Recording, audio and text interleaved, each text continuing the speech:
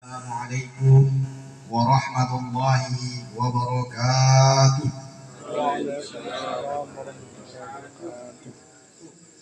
Alhamdulillahi rabbil alamin wa aqibatu lil muttaqin wa la udwana illa 'alal zalimin. Allahumma salli ala sayyidina Muhammad wa ala ali sayyidina Muhammad. اللهم صل على سيدنا محمد الفاتح لما أغلق والخاتم لما سبق ناصر الحق بالحق والهادي إلى صراطك المستقيم وعلى آله حق قدره ومقداره العظيم. أعوذ بالله من الشيطان الرجيم. بسم الله الرحمن الرحيم.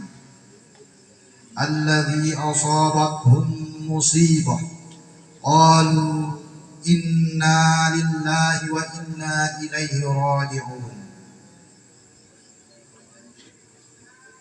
Hadirin kaum muslimin muslimat jamaah takziah rahimakumullah.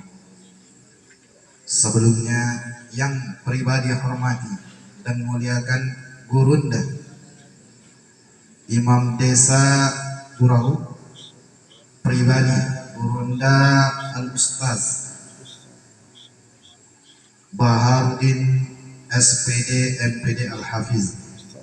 Beliau adalah guru saya yang mengajarkan banyak hal tentang kehidupan ketika masih berada di pesantren sebagai santri. Yang saya hormati Bapak Ibu kaum muslimin muslimat yang tidak dapat saya sebutkan satu persatu. Malam ini adalah malam ketiga bagi Ahlul Bait yang telah berpulang mendahului kita di rahmatullah, menuju ke rahmatullah. Tentunya ini menjadi pembelajaran bagi kita yang masih hidup, bahwa kematian itu pasti akan datang kepada kita. Bahkan sudah dipertegas, disampaikan, bahkan dijelaskan secara langsung oleh Allah Subhanahu wa taala. Aina ma takunu yudrikumul maut. Kematian itu pasti akan datang. Walau kuntum fi burujin musayyadah, sekalipun dimanapun kamu berada, sekalipun kamu berada di balik tiang yang tinggi nan kokoh, kematian itu pasti akan datang. Tidak pandang muda, Pak, tidak pandang tua, tidak pandang kia balita, tidak pandang bayi yang baru lahir, ibu yang masih kita lihat sehat, tidak pandang semua itu. Tentunya kematian itu pasti akan datang. Al-mautu babun wa kullun nas yadkhilu. Sabda Rasulullah. Kematian itu beliau ibaratkan dengan pintu. Setiap yang bernyawa di antara kita, Pak, pasti akan masuk ke dalamnya, pasti akan melintasi dan melewati itu semua. Dan sekarang pada malam ini kita menjadikan kepulangan Ahlul Bait sebagai pembelajaran dan bahan renungan untuk kita semua. 3 malam beliau telah berada di alam lain, alam yang tentunya sudah bukan lagi di alam dunia, yang disebut dengan alam selanjutnya kehidupan manusia semula. Yang pertama, ketika manusia berada di alam ruh, ia masih berstatus sebagai ruh. Lalu ditiupkan ruh tersebut ke rahim ibu, lalu beliau berada di alam rahim. Setelah itu dilahirkan, lahirlah ia menuju ke alam dunia. Dari alam dunia barulah kita akan melanjutkan perjalanan kita menuju ke alam barzakh atau alam kubur. Bapak Ibu kaum muslimin muslimat yang dirahmati Allah, saya izin duduk, tidak apa-apa ya? Ya. Kayak grogi saya kalau sambil berdiri lihat bapak-bapak duduk-duduk semua. Kurang takzim saya karena ada guru saya juga yang sedang duduk. Nah, itu salah satu adab yang diajarkan kepada kami. Ketika ada yang lebih tua duduk, maka kami harus berbicara. Kalau mana sambil merayap kita bicara, itulah adab. Takzim namanya, bukan berarti menghamba kepada Tuhan. Mudah-mudahan di sini tidak ada bid'ah di antara kita, Pak. Jadi ini menjadi pembelajaran kita, hadirin wal hadirat rahimakumullah. Ketika di alam ruh, sebelum kita hidup menuju ke alam rahim ibu kita, itu kita sudah mengikat janji kepada Allah. Engkau mau bertakwa, aku hidupkan. Bila engkau tak mau bertakwa, aku binasakan di alam ruh ini. Lalu kita mengatakan, siap, kami akan bertakwa. Setelah itu dihidupkan, ditiupkan ke alam rahim ibu kita. Kita 9 bulan 10 hari ibu mengandung di dalam, kita berada di alam perut ibu kita. Makan dari sari-sari makanan ibu kita. Lalu kemudian setelah 9 bulan 10 hari tersebut, Bapak, kita lahir ke dunia dengan menggenggam janji yang semula telah kita pegang dari alam ruh yang kita jaga di alam rahim, yang kemudian kita bawa ke alam dunia. Di alam dunialah kita mulai diuji, kita mulai diberikan berbagai kenikmatan, kita mulai diberikan berbagai tantangan dan goncangan untuk diuji oleh Allah.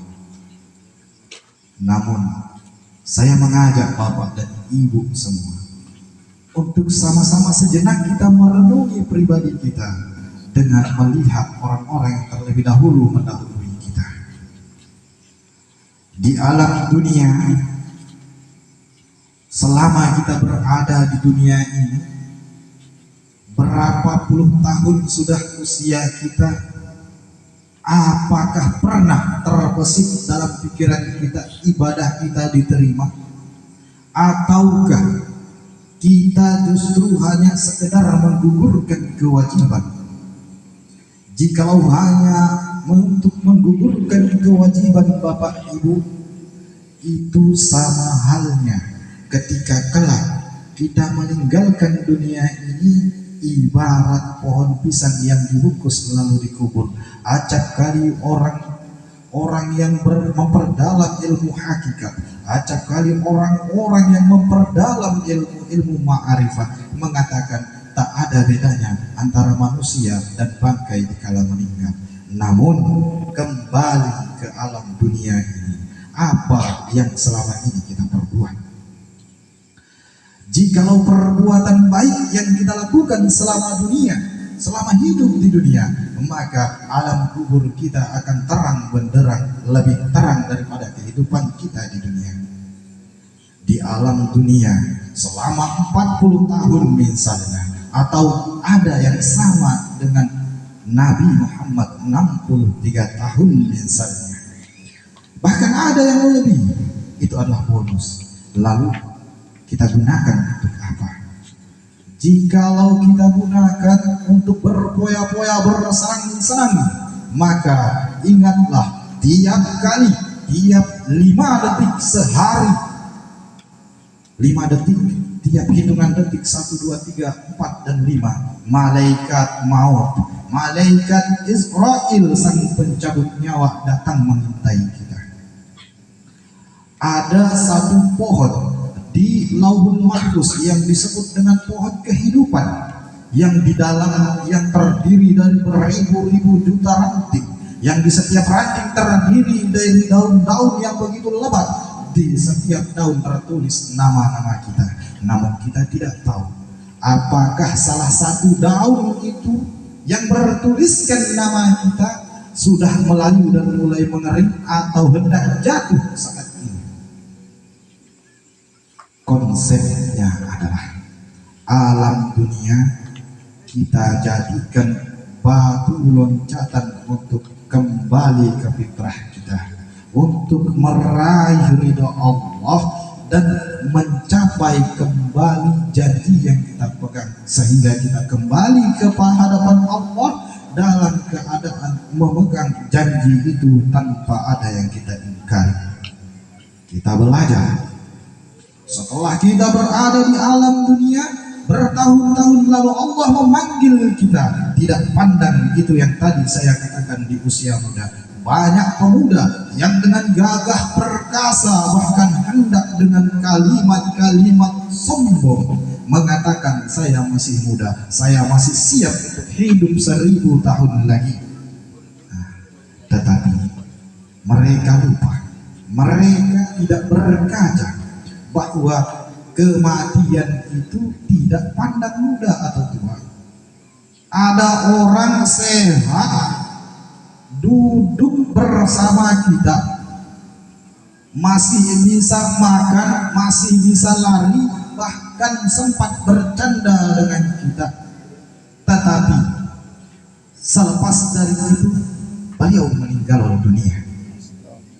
Itu menandakan peringatan Allah, apa yang kau banggakan di dunia ini akan lenyap seketika bila aku berkehendak.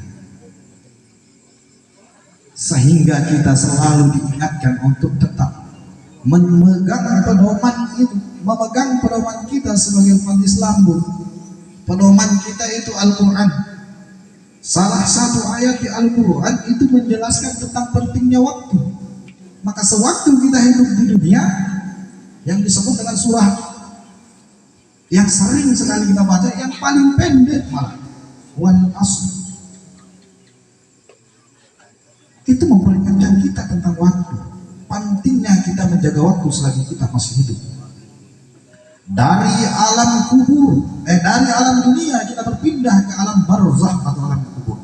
Di alam kubur yang semula kita tahu, kita lihat alam kubur gelap gulita,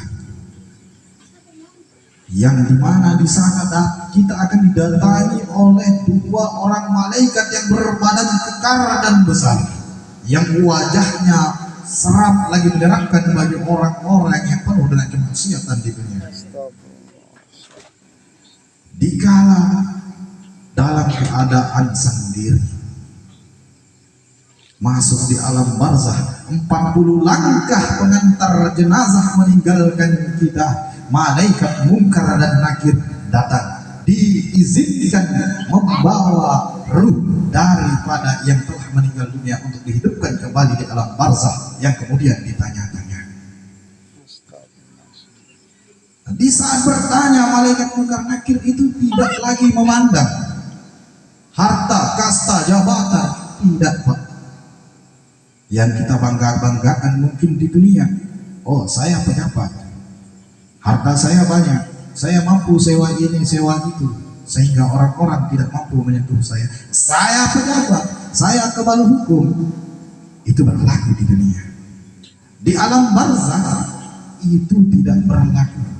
Dikala munkar bertanya, marrabbuka, kita tidak lagi, lisan kita tidak akan lagi bisa mengucapkan, saya anak pejabat, saya orang kaya. Kamu tidak perlu bertanya-tanya sama saya. Tidak ada.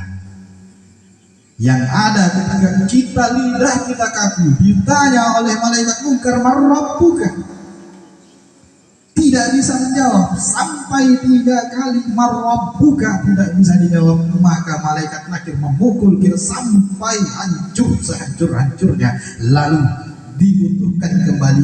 Ditanya lagi, man nabiyuka, ditanya lagi man nabiyuka, masih tidak bisa jawab. Dipukul lagi, dan itulah yang akan terjadi sampai kemudian malaikat Israfil meniup sangkakalanya, diperintahkan untuk meniup sangkakala. Masuklah kita ke namanya yaumil qiyamah, atau kita akan masuk ke alam yang disebut dengan padang mahsyar atau yaumul mahsyar.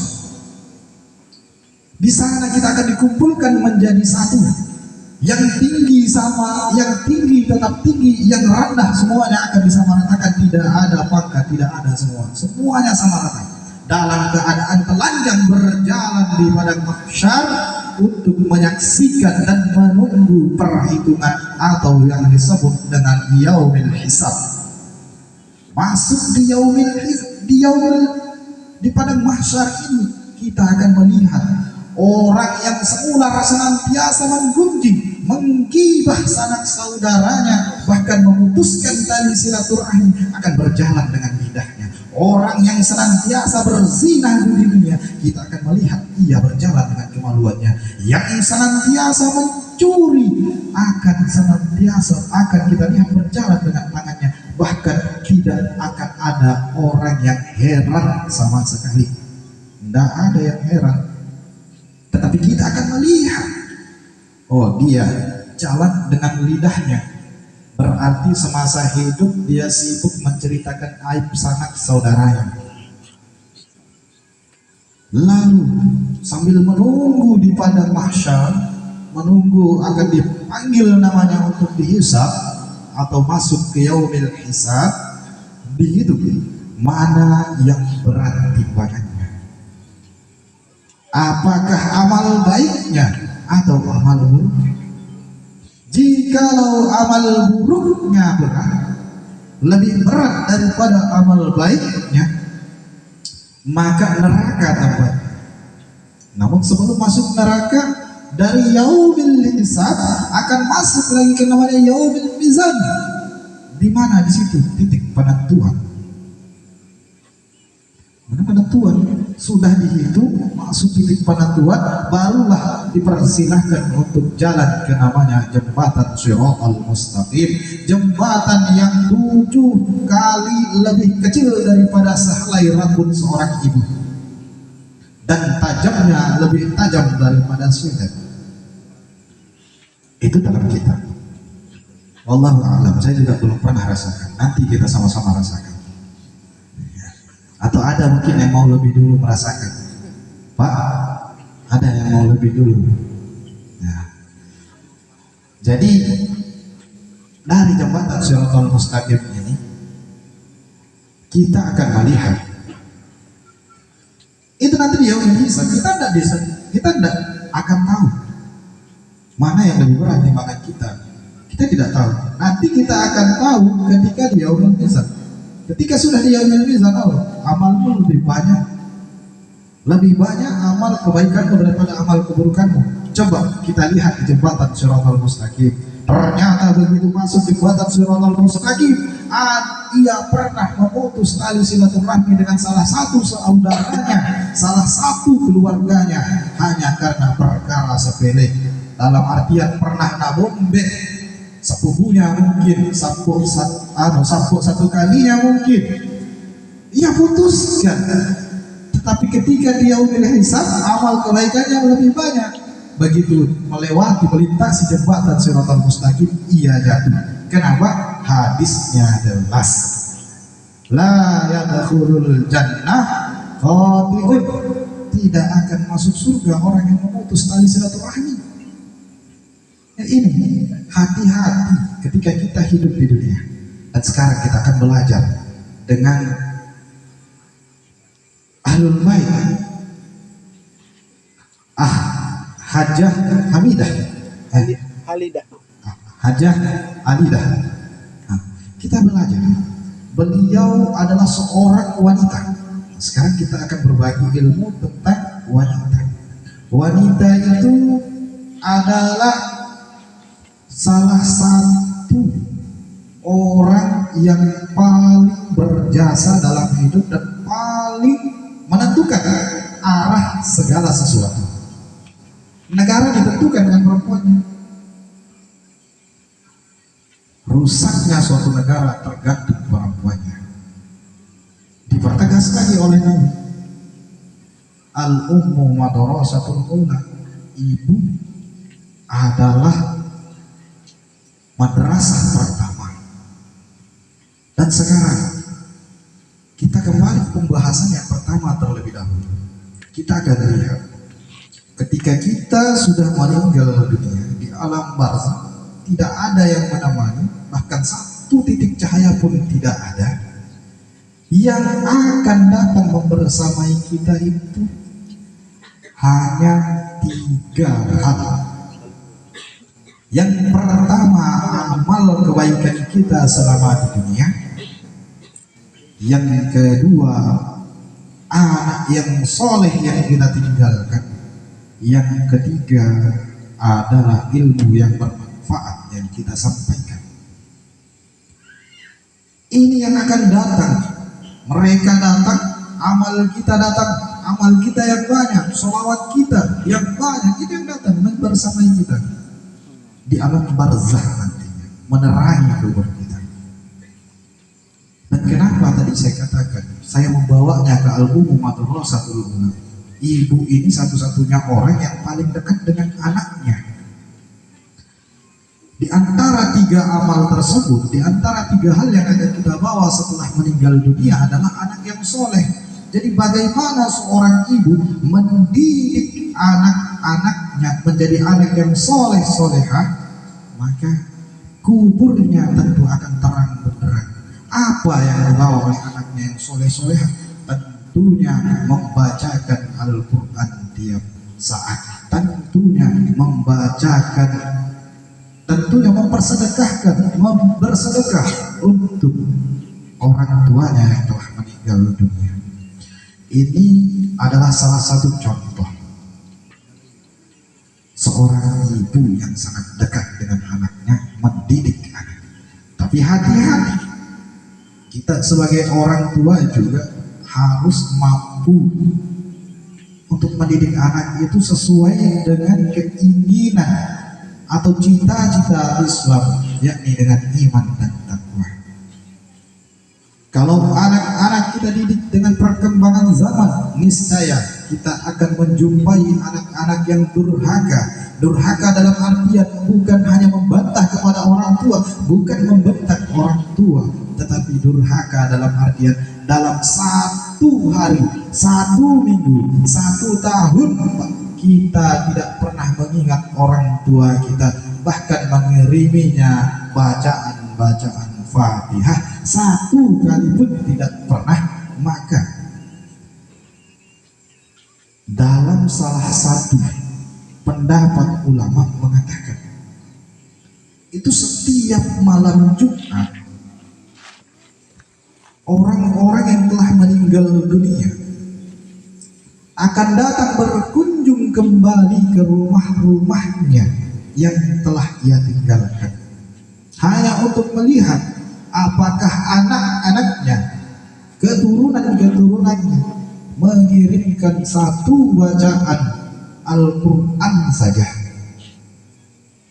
Hanya menjadi, itulah yang menjadi makanannya, itulah yang menjadi penyelamatnya, itulah yang menjadi keringanan daripada azab kuburnya, daripada pertanyaan-pertanyaan malaikat munkar dan nakir dalam kubur.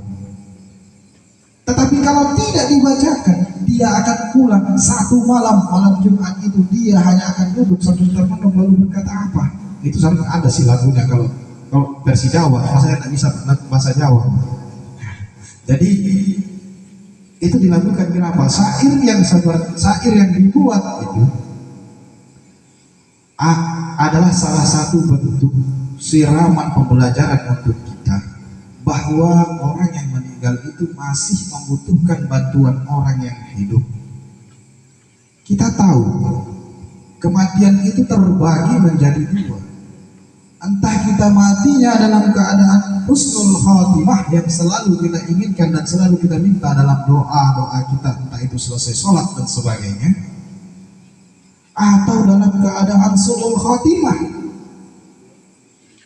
dalam keadaan yang buruk seburuk-buruknya. Kalau kita meninggal dalam keadaan husnul khotimah, dalam keadaan yang baik, maka tentunya kita akan mendapatkan nikmat kubur itu, dan itu yang selalu kita inginkan. Salah satu contoh orang yang meninggal husnul khatimah misalnya, kita sering melihat ketika hendak membandikan jenazah jenazah tersebut tersenyum, itu salah satu bentuk meninggal husnul khatimah. Salah satunya lagi, kita sering melihat jenazah yang hendak kita mandikan, wajahnya memancarkan cahaya, itu juga bentuk meninggal dalam keadaan husnul khatimah. Tapi kalau dalam keadaan su'ul khatimah itu bagaimana? Oh, itu yang paling banyak. Lagi main domeng misalnya, sibuk main domeng, woi saya balap 6, nanti dulu, kasih lewat dulu, tiba-tiba meninggal, itu su'ul khatimah. Lagi mabuk-mabukan, tiba-tiba meninggal, su'ul khatimah. Lagi berzina, jalan-jalan sama zina bukan berarti hanya sekedar berhubungan intim, tapi zina juga banyak jenisnya, entah itu zina kecil atau zina besar. Kalau zina besar jelas bercampurnya antara laki-laki dan perempuan, tapi zina kecil misalnya jalan-jalan dengan anak orang yang bukan mahram, misalnya ke pantai, lagi sibuk pegang-pegangan tangan, tersambar ombak besar, meninggal dunia, su'ul khatimah, walaupun meninggalnya dalam keadaan bencana, yang katanya kalau meninggal karena bencana itu terhitung mati syahid, tetapi perbuatan terdahulunya itu adalah maksiat, maka itu terhitung su'ul khatimah. Itulah Bapak Ibu kaum muslimin muslimat jamaah takziah rahimakumullah, sebagai bentuk pembelajaran bagi kita, orang-orang tua kita. Ada juga yang disebut dengan tidak hanya kita meninggalkan anak yang durhaka, tetapi kita juga perlu mendidik diri kita sebagai orang tua untuk tidak durhaka kepada anak. Oh, memang ada orang tua yang durhaka kepada anak, ada. Contohnya orang tua yang memberikan anaknya nama hampir sama dengan nama binatang atau bahkan nama yang tidak baik untuk anaknya. Yang kedua, tidak memberikannya pendidikan agama, tidak mengenalkannya dengan agama. Yang ketiga, bila ia sudah cukup umur untuk menikah lalu ia tidak menikahkannya, maka orang tua itu tergolong zalim atau durhaka terhadap anaknya. Jadi hati-hati, memberikan nama anak harus dengan nama yang baik. Jangan sampai seperti yang pernah terjadi pada dulu. Namanya keren. Siapa nama tak? Tony. Nama lengkapnya saya Tony. Namanya keren, panggilannya keren, tapi pas kita tahu nama lengkapnya siapa? Saya Tony. Saya Tony kan kalau dalam bahasa Arab itu setan. Masa iya kita namain panggilannya keren, oh keren, masa kekinian. Tetapi semua harus kita lihat. Lalu setelah ia besar, berikan pendidikan agama Islam, minimal kenalkan ia dengan Al-Quran.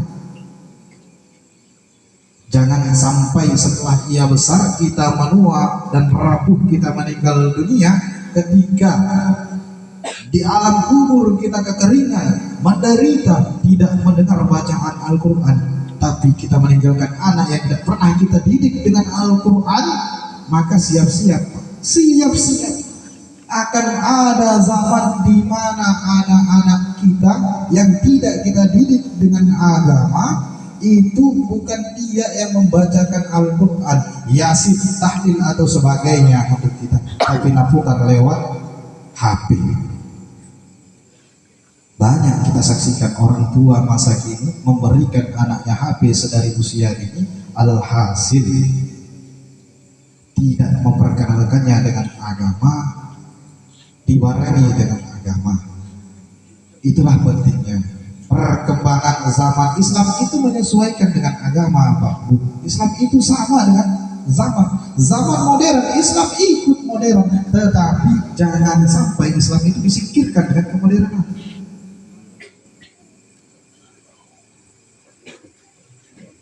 Maka kembali,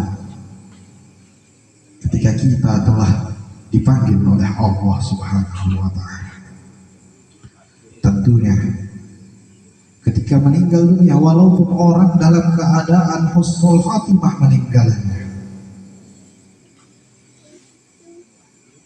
tetap akan berjumpa dengan namanya sakaratul maut. Sekarat ya bahasa kita. Sakaratul maut itu menurut riwayat dan dikala Nabi Muhammad SAW hendak hayat dari dunia ini, menurut riwayat pagi itu malaikat pencabut nyawa atau malaikat Israel dengan sopan datang bertamu ke rumah Nabi yang Nabi sedang terbaring sakit di dalam kamarnya, lalu bertanya kepada anaknya, "Ya Fatimah, siapakah di luar?" Fatimah tidak tahu, tetapi Rasul sudah tahu dan sampaikan, "Wahai Fatimah, wahai putriku, dialah orang yang mengakhiri segala kesenangan di dunia, dialah yang menghabiskan segala kebahagiaan di dunia, dialah yang melenyapkan segala yang hidup di dunia, malaikat pencabut nyawa." Dikala Nabi dicabut nyawanya dengan pelan oleh malaikat Israel, sakitnya minta ampun sampai keringat Nabi dari ubun-ubun sampai ujung kaki menetes, bercucuran keringat beliau, hingga beliau mengatakan apa? Beliau mengatakan, "Jika sesakit ini sakaratul maut, maka limpahkan saja semuanya kepadaku, jangan kepada umatku." Saking cintanya kepada umatnya Nabi kita, tapi kita masih sombong, tidak mau bersolawat walau hanya sekali, walau hanya sekali seumur hidup. Sakitnya katanya dalam kitab yang saya baca, sama seperti ditusuk 80 pedang secara bersamaan. Sakitnya sama dengan kambing hidup yang dikuliti hidup-hidup. Jadi kambing, kita tidak tahu kambing teriak sakit bagaimana, tetapi kita coba dengan diri kita, kena silet sedikit saja, perihnya, pedihnya sudah bukan main. Dan itu kita bayangkan 80 pedang secara bersamaan menghantam kita. Itulah sakitnya sakaratul maut. Walaupun dalam keadaan husnul khatimah kita meninggal dunia, dalam keadaan yang baik sekalipun, tetap sakaratul maut itu sangat sakit. Itulah kenapa kita sering dalam penggalan doa keselamatan, sering kita doa ketika selesai sholat, Allahumma hawwin alaina fi sakaratil maut, meminta agar diringankan sakaratul maut kita. Tapi tetap saja, walaupun diringankan, karena memang sakarat itu sakit sekali. Itulah kenapa kita memperbanyak dan memperkokoh iman dan takwa kita, sehingga pada malam ini menjadikan kita sebagai pembelajaran untuk kita yang masih hidup, bahwa persiapan kita sebelum meninggal dunia sudah harus benar-benar matang. Ada dua penyebab orang tidak berani atau tidak siap untuk mati. Yang pertama, karena masih cinta dengan dunia, yang tentunya dunia yang tidak akan pernah dibawa untuk mati. Yang kedua, karena memang belum ada bekal untuk menghadapi kematian. Itulah dua macam orang yang ada di dunia. Tetapi ada juga orang yang siap menghadapi kematian. Kenapa? Dia siap karena memang apa yang ada di dunia hanyalah titipan semata dan sesaat. Kita sering belajar namun kita lupa, kita sering melihat namun tidak kita pelajari.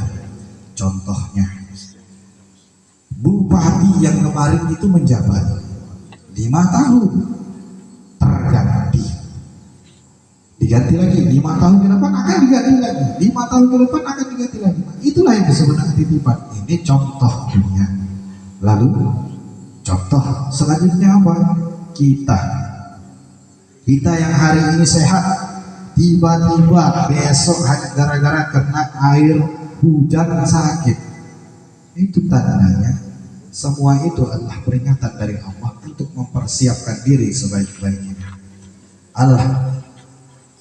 Sebagai akhir, kita melihat kebanyakan kita yang akan menjadi orang tua, kita bekali anak-anak kita dengan Al-Quran, didik sebagaimana seorang Luqmanul Hakim mendidik anak-anaknya. Luqmanul Hakim bukan nabi, Luqmanul Hakim bukan rasul, tapi namanya ada di dalam kitab yang suci yang selalu kita pelajari. Itu jadikan rujukan, jadikan referensi dalam mendidik anak, sehingga ketika kita meninggal dunia, walaupun amal kita kurang, walaupun kita tidak pernah berbagi ilmu, walaupun satu ayat yang kemudian untuk disampaikan kepada orang-orang, tetapi kita meninggalkan anak yang soleh, yang setiap saat berdoa untuk kita, maka kita terhitung orang-orang yang beruntung di yaumil akhir. Sebagai kesimpulan Bapak Ibu kaum muslimin muslimat rahimakumullah, setiap orang pasti akan berjumpa dengan kematian. Kullu nafsin za'iqatul maut. Dan setiap kematian tentu tidak bisa kita pungkiri bahwa akan ada cobaan yang kita hadapi di alam kubur. Lalu untuk kita yang masih hidup, maka perbanyak doa, mengirimkan doa kepada orang tua kita atau orang-orang yang telah mendahului kita, sehingga mereka di alam kubur sana mendapat ketenangan dan bahagia meninggalkan keluarga yang masih hidup. Tidak lagi ketika kelak menjadi tuntutan dan memberatkan kita untuk menapakkan kaki di surga karena kesalahan-kesalahan kita di dunia, melupakan yang hidup, melupakan juga yang telah meninggal dunia. Jikalau sempat diam, selesai sholat kita kirimkan satu kalimat Fatihah saja kepada yang telah meninggal, maka itu telah menambah bekal penerangan di alam barzakh atau di alam kuburnya. Dan untuk kita anak-anaknya yang masih hidup,